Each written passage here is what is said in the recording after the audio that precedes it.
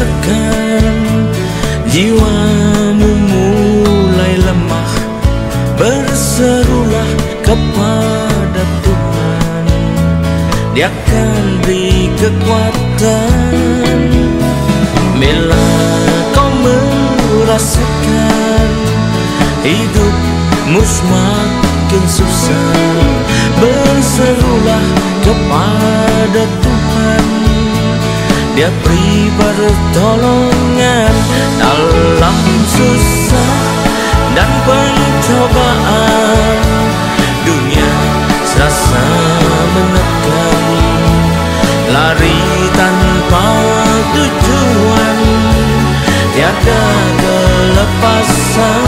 Bertelutlah di kaki Tuhan, Dia tak pernah tinggalkan.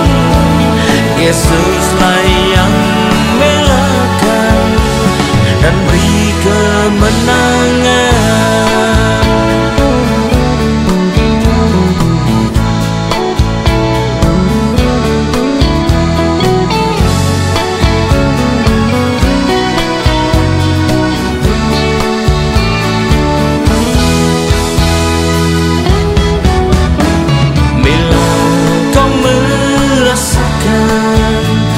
Jiwamu mulai lemah, berserulah kepada Tuhan, Dia akan beri kekuatan. Bila kau merasakan hidupmu semakin susah, berserulah kepada Tuhan, Dia beri pertolongan dalam susah dan pencobaan. Dunia serasa menekan, lari tanpa tujuan, tiada kelepasan. Bertelutlah di kaki Tuhan, Dia tak pernah tinggalkan.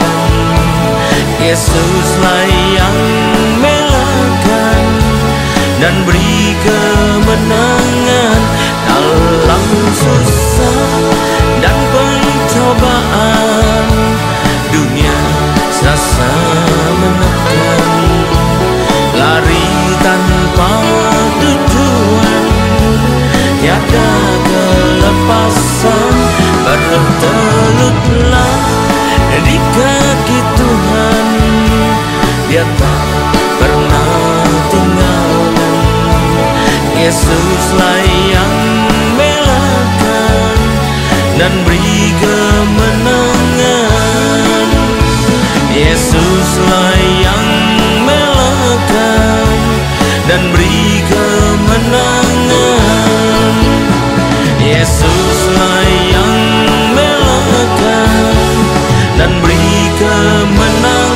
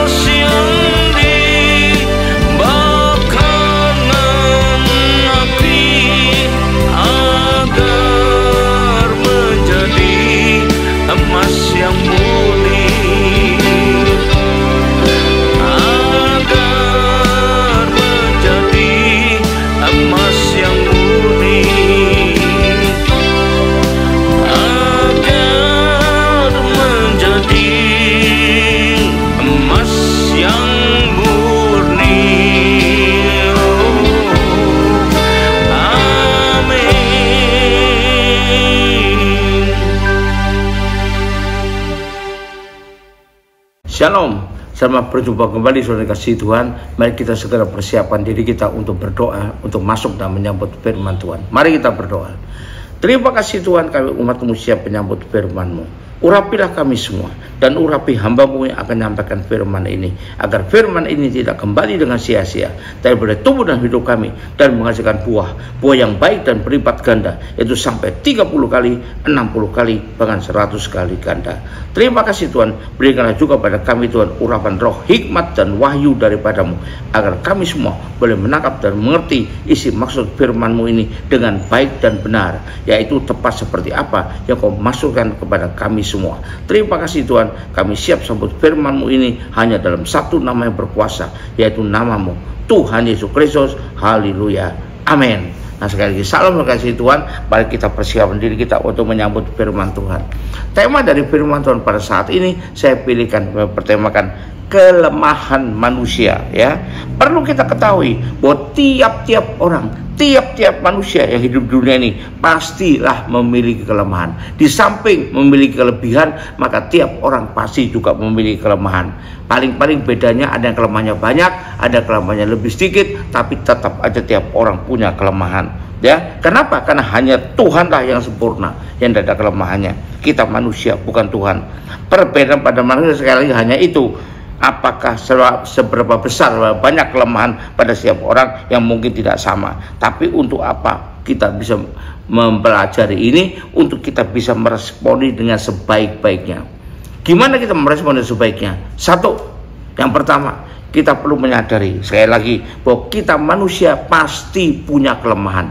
Tiap-tiap orang punya kelemahan, ya. Pasti ada kelemahannya, dan kelemahan tiap orang juga berbeda-beda. Ada yang kelemahannya terhadap duit, ada yang kelemahannya terhadap barang mewah, ada kelemahannya terhadap nafsu dunia, amarah, iri hati, dengki, mendendam dan lain sebagainya. Itu kelemahan juga. Ada kelemahannya melihat orang yang meminta balas kasihan, maka dia langsung luluhlah hatinya. Itu kelemahan juga. Tapi kalau kita bicara salah satunya, kalau berhadapan dengan orang bagaimana sehingga kelemahan kita bisa timbul. Misalnya ada orang yang kelemahannya kalau bertemu dan bergaul atau melihat orang yang suka menjelek-jelekan orang lain, maka dia langsung jengkel. Nah, ini kelemahan juga nih, ya, langsung emosi dia, sehingga bisa terpancing untuk berbuat yang tidak baik juga, yaitu membenci dan sebagainya. Atau melihat atau bertemu dengan orang yang mata keranjang, suka selingkuh, itu dia timbul kejengkelan. Nah, ini juga kelemahan, ya. Bukan dia bertahan saja, tapi bisa jengkel sekali, dia marah sekali. Atau ketemu dengan orang suka berbohong, jadi ngomongnya bohong terus, waduh, langsung emosinya naik, ya. Atau orang yang suka meninggikan diri, ya, ini ngedabrus kata orang Jawa gitu, ya, suka meninggikan dirinya, memegahkan dirinya, maka dia benci sekali melihat orang demikian. Nah, ini juga kelemahan. Atau suka minjam, tak pernah mau mengembalikan, di mana-mana minjam, di mana minjam lalu lupakan semua. Waduh, repot ini, ya. Jadi habis minjam langsung lupakan, hingga aja ke depan mau pinjam lagi. Ini ada jengkel sekali orang demikian. Atau orang yang tidak juga kunjung mengerti, atau dengan katanya bodoh, maka jengkel sekali orang seperti ini. Kalau dia ngajar misalnya, ketemu murid-muridnya atau siswanya yang bodoh sekali, sukar ngerti, tetap aja pada pendapatnya sendiri, maka dia juga jengkel sekali, dan lain-lain. Atau juga saya melihat orang suka ngeyel, si raja cari alasan, raja pembenaran, raja ngeyel. Nah, ini bisa dia emosi sekali, ya. Itu ada kelemahan juga. Maka terlalu mudah sekali membuat orang juga menjadi emosional, menjadi benci atau muak atau mandang rendah, kecewa dan sebagainya, yang kurang baik juga dampaknya buat dia sendiri. Jadi itu perlu kita sadari bahwa itu ada pada diri kita. Tiap orang beda-beda, ya, tidak sama. Jadi berhati-hati, kita perlu sadari, maka kita berhati-hati kalau pas ketemu yang beginian, yang bisa mancing kelemahan kita, menguasai diri kita, ya, hati-hati. Yang kedua yang perlu kita lakukan, ada banyaklah berdoa untuk bisa menekannya dalam kehidupan kita, ya. Efesus 4:31, mari kita lihat Efesus 4:31. Segala kepahitan, kegeraman, kemarahan, ya, karena kelemahan tadi, ya, pertikaian dan fitnah hendaklah dibuang dari antara kamu, demikian pula segala kejahatan. Banyak berdoa untuk menekannya, bisa kita buang dari hidup kita, ya, dengan pertolongan Tuhan. Kita baca lagi Matius 5 ayat 22. Matius 5 ayat 22. Firman Tuhan menuliskan, ya. Tetapi aku berkata kepadamu, setiap orang yang marah terhadap saudaranya harus dihukum. Siapa yang berkata pada saudaranya kafir harus dihadapkan ke agama, dan siapa yang berkata jahil harus diserahkan ke dalam neraka yang menyala-nyala. Jadi jangan kita mudah terpancing, sekalipun itu karena kelemahan yang ada pada kita. Mungkin tidak sama reaksi tiap orang ya, untuk hal yang berbeda juga. Tapi karena itu kelemahan, seringkali kita bisa terpancing melakukan itu. Maka ingatlah firman Tuhan, jangan melakukan itu tuh. Maka kita berdoa untuk bisa minta pertolongan Tuhan untuk bisa menekannya dalam hidup kita, ya. Kita baca lagi kitab Kolose 3 ayat 8. Kolose pasal 3 ayat ke-8. Firman Tuhan mengatakan, tapi sekarang buanglah semuanya ini, yaitu marah, ya. Kalau melihat orang nggak cocok dengan kelemahannya dia, maka dia gampang marah, geram, gemes, kejahatan, fitnah, dan kata-kata kotor yang keluar dari mulutmu. Jangan juga kalau ketemu misalnya kelemahannya nggak suka dengan orang yang bodoh, nggak ngerti-ngerti, ngeyel, terus bilang bodoh, goblok, nggak punya otak kami. Nah, itu sudah melanggar firman Tuhan, ya. Jangan keluar begitu. Walaupun mungkin secara pandang manusia memang orang itu bodoh banget gitu, tapi tidak perlu keluar dari mulut kita. Berhati-hatilah kita, ya. Kita perlu bisa menekan itu semua.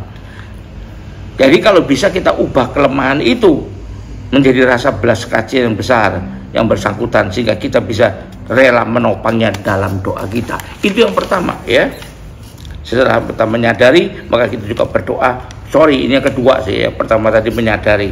Yang ketiga, kita harus bersiap-siap untuk menjaga hati kita, ya. Jangan terpengaruh di sana. Mari kita baca Amsal 4 ayat 23, ya. Amsal pasal 4 ayat 23, yaitu ayat sudah sering kita kenal, sering kita baca, sering kita dengarkan, sehingga mungkin sudah jadi hafal dalam diri kita. Amsal 4 ayat 23 mengatakan, jagalah hatimu dengan segala kewaspadaan. Apa saja kewaspadaannya? Karena dari situlah terpancar kehidupan. Perlu kita jaga hati, ya. Memang orang itu kurang, memang orang itu ada kelemahannya, tapi kita juga punya kelemahan. Jangan karena kelemahan orang lalu kita yang terpancing. Ya, ini hati-hati, ya. Jadi kita bisa melakukan dengan baik, ya. Lalu kita baca lagi Mazmur 51 ayat 12. Mazmur pasal 51 ayat ke-12. Jadilah hatiku tahir, ya Allah, dan perbaikilah batinku dengan roh yang teguh. Maka kita perlu berdoa, bersiap-siap menjaga hati kita, agar jangan sampai jatuh pada hal-hal yang kurang baik, apalagi sampai jadi dosa di hadapan Tuhan. Maka lebihlah bersiap, berjaga-jaga terhadap kecohan serangan si iblis dalam bentuk kecohan untuk merangsang kita untuk masuk dalam hawa nafsu, emosi, kemarahan, dan sebagainya, ya. Hati-hati, siap-siap untuk menjaga hati. Itu yang berikutnya. Berikutnya lagi, agar kita bisa menjaga pergaulan kita. Jangan asal saja dengan setiap manusia harus bergaul kita. Nanti dulu, ya, jagalah pergaulan kita. Firman Tuhan dengan jelas mengatakan, supaya dengan emosi kita itu, kelemahan kita makin terasah oleh karenanya. Makin lemah kita, makin peka kita, makin kita sensitif dalam hal itu. Jangan sampai, ya. 1 Korintus 15 ayat 33. Janganlah kamu sesat. Kenapa sesatnya? Nah, pergaulan yang buruk merusakan kebiasaan yang baik. Pergaulan yang asal saja, tidak pilih-pilih, tidak pilah-pilah, akan merusakkan kebiasaan yang baik. Nah, ini pesan dari firman Tuhan. Baca lagi Amsal 13 ayat 20. Siapa bergaul dengan orang bijak menjadi bijak, tapi siapa berteman dengan orang bebal menjadi bebal. Kalau terima aslinya, barang siapa bergaul dengan orang bebal akan dihancurkan, be destroyed, ya. Ini kita perlu tahu. Jadi kalau kita bergaul tidak sembarangan aja, malah kita bisa hancur. Sehingga bisalah, kenapa? Karena kalau kita bergaul dengan sembarangan, bergaul dengan orang nggak benar, maka kita bisa terkontaminasi, terpengaruh, tertular. Kan banyak juga yang pada mulanya ada seorang yang punya kelemahan seperti itu, bergaul dengan temannya, lama-lama terpengaruh. Oh ya, bener juga, jengkelin ya orang begini, maka akhirnya jengkel terus, ya. Terpancing sehingga hidupnya penuh dengan perasaan yang emosional, ya, sehingga kelemahan orang itu pindah juga pada dia, menulari dia. Itu kita perlu perhatikan, ya. Yang terakhir, kita perlu mengucap syukur karena Tuhan pastilah akan membantu kita menjadi lebih baik, ya. Walaupun itu terasa berat atau memberatkan, tapi itu akan meningkatkan kualitas rohani kita. Nah, tujuannya seperti emas yang dibakar dengan api. Kalau emas dibakar dengan api itu, maka karatnya makin bertambah, jadi makin berharga dia. Sepertinya akan sering terjadi, bahkan akan sering, ya, kita bisa lihat di Wahyu 3 ayat 18. Kita lihat firman Tuhan mengatakan apa, ya. Maka aku menasihatkan engkau supaya engkau membeli daripadaku. Kata membeli ini berarti bayar harganya loh, ya. Berarti nggak mudah, ya. Emas yang telah dimurnikan dalam api, artinya dengan api itu dia menjadi emas yang murni, harganya jauh lebih tinggi daripada emas yang bercampur, ya. Agar engkau menjadi kaya dan juga pakaian putih. Kaya di sini bukan hanya kaya materi, ya, tapi kaya secara rohani. Agar jangan kelihatan ketelanjanganmu yang memalukan, dan lagi minyak untuk melumas matamu, supaya engkau dapat melihat dengan benar, dengan baik seperti Tuhan melihat. Nah, ini jelas sekali kepada kita, Tuhan akan melakukannya, merubah kita, ya. Sepertinya loh, ya, akan makin sering begitu. Makin sering kita ketemu dengan orang-orang yang dengan klasifikasi seperti yang jadi kelemahannya itu. Agar apa? Kita bisa melatih penguasaan diri kita dengan pertolongan Tuhan. Jadi biarlah kita melatih diri kita supaya jangan larut dalam kelemahan. Kelemahan tetap ada pada hidup kita, tapi kita bisa mengatasinya dengan pertolongan Tuhan. Haleluya, puji Tuhan. Mari kita akhiri ibadah ini dengan terima berkat dari Tuhan. Angkat dua tanganmu, kembalilah ke aktivitas masing-masing dengan berkat yang terbaik dari Allah Bapa di sorga, dengan kasih karunia dan damai sejahtera dari Tuhan kita Yesus Kristus, juga dengan persekutuan, pertolongan, penghiburan, kekuatan, dan terutama urapan yang penuh Roh Kudus yang berikan kepada kita kemauan dan kemampuan untuk mengikuti maunya Tuhan, mengatasi kelemahan kita, jadi orang yang perkasa dan bisa bertanggung jawab dengan sebaik-baiknya. Haleluya, puji Tuhan. Dan biarlah itu menyertai kita mulai saat ini sampai sepanjang tahun ini, sampai Maranatha, Tuhan datang kembali second coming, bahkan sampai selama-lamanya. Yang percaya dalam terima pertolongan ini, sama-sama katakan amin. Haleluya, puji Tuhan. Sampai jumpa, Tuhan berkati.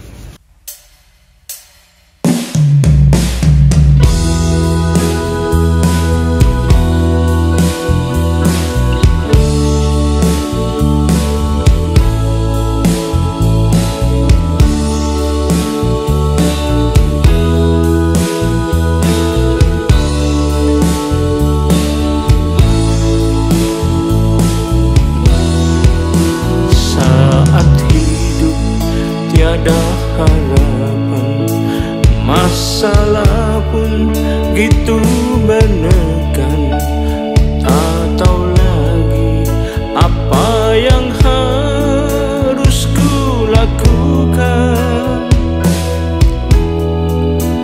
Melangkah maju tiada jalan, ke belakang pun penuh hambatan. Terus tertekan dengan amat mencekam. Tapi Kau, Yesus Tuhan, tak pernah meninggalkan umat-Mu Tuhan yang begitu tertekan. Engkau yang penuh kuasa, sanggup membebaskan semua, dan berikanlah hidup bahagia, bebas merdeka.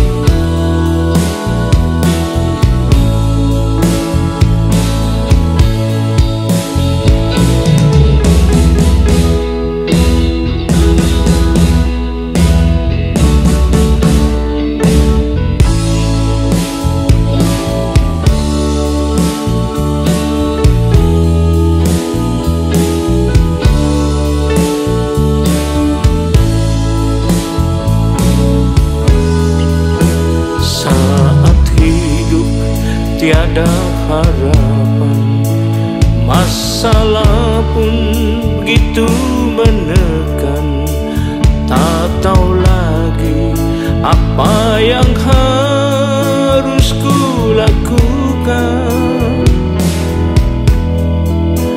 Melangkah maju tiada jalan, ke belakang pun penuh hambatan pikiran, terus tertekan dengan amat mencekam.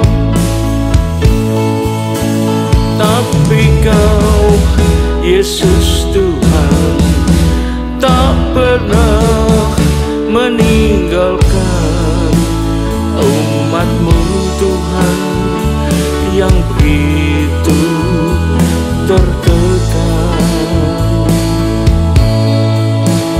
Engkau yang penuh kuasa, sanggup membebaskan semua, dan berikanlah hidup bahagia, bebas merdeka. Dan berikanlah hidup bahagia, bebas merdeka. Dan berikanlah hidup bahagia, bebas merdeka.